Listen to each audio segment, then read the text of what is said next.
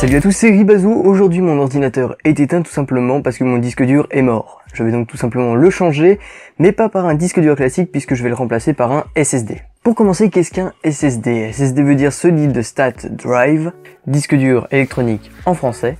Donc un SSD est un disque dur électronique. Pour les plus débutants d'entre vous, un disque dur c'est grosso modo un CD qui stocke tous vos fichiers, vos vidéos, etc., logiciels, jeux vidéo, et qui se met à tourner lorsqu'on va chercher le fichier. Bref, vous l'aurez compris, tout ce qui se trouve sur votre machine. Mais du coup, quelle est la différence entre un SSD et un disque dur?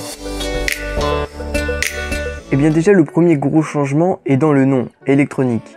Un disque dur basique est réellement un disque qui se met à tourner lorsqu'on va chercher le fichier. Ce qui forcément a des contraintes. Déjà, premièrement, c'est bruyant, et de deux, c'est limité en termes de vitesse. Ce qui est le deuxième changement et pas des moindres. Un SSD ne fait pas de bruit et est à peu près 25 fois plus rapide qu'un disque dur basique. Cela vient du fait qu'un SSD utilise une mémoire flash avec les mêmes caractéristiques qu'une mémoire vive.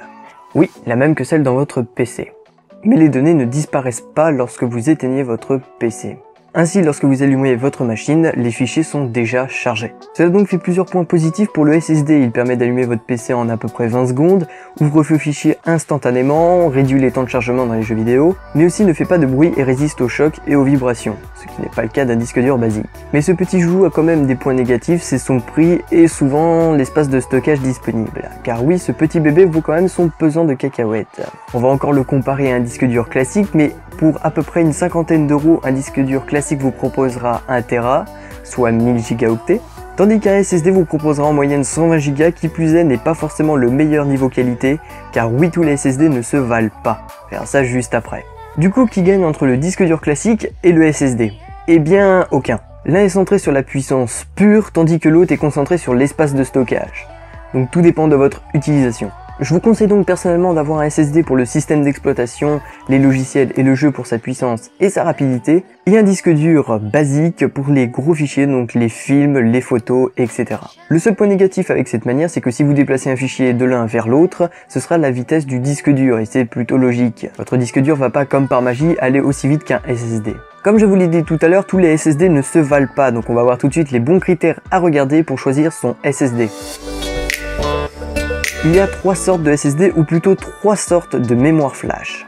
Le SLC, Single Level Cell, le MLC, Multi Level Cell, et le TLC, Triple Level Cell.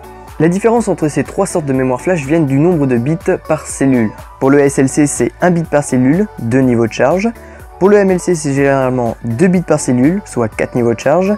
Et tandis que pour le TLC, 3 bits par cellule, soit 8 niveaux de charge, aussi appelé MLC X3. Là où ça devient intéressant, c'est que ça réduit le coût de fabrication, et donc de vente, mais en contrepartie dégrade les performances, surtout d'écriture, et sa durée de vie. Pour le SLC, 100 000 cycles d'écriture par cellule, le MLC entre 3000 et 10 000 cycles d'écriture par cellule, tandis que le MLC, 1000 cycles d'écriture par cellule.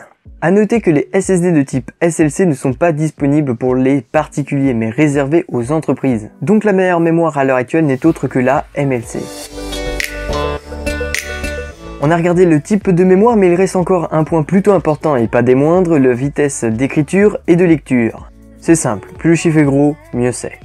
La vitesse de lecture sera la vitesse à laquelle un fichier sera ouvert, tandis que la vitesse d'écriture sera la vitesse à laquelle un fichier sera mis sur le SSD. En moyenne, les SSD ont une vitesse de 500 émosecondes en écriture et en lecture, mais ça peut changer selon les marques. Certaines préfèrent mettre plus du niveau de la lecture, tandis que d'autres au niveau de l'écriture, donc faites bien attention. Je vous conseille personnellement de ne pas descendre en dessous de 500 émosecondes.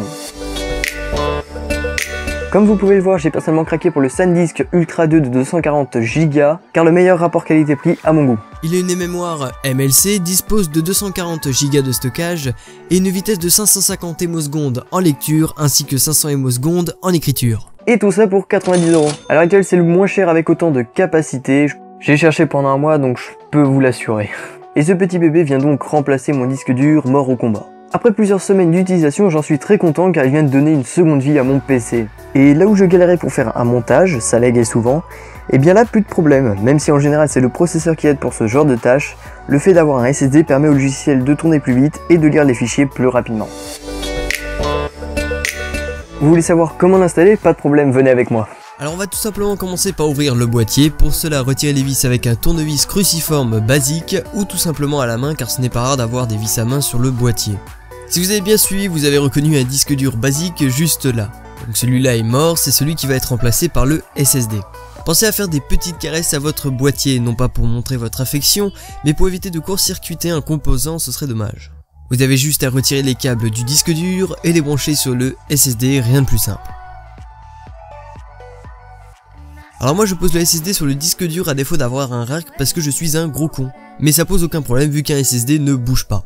Refermez le boîtier, remettez les vis et il vous faudra installer Windows, peut-être remettre vos fichiers, insérer vos logiciels, etc. Mais pour ça je vous laisse faire, il n'y a rien de bien compliqué là-dedans. Et voilà, vous avez un PC de compétition, donc j'espère que vous avez apprécié cette vidéo. N'hésitez pas à interagir dans les commentaires. C'était Ribazou, et à la prochaine.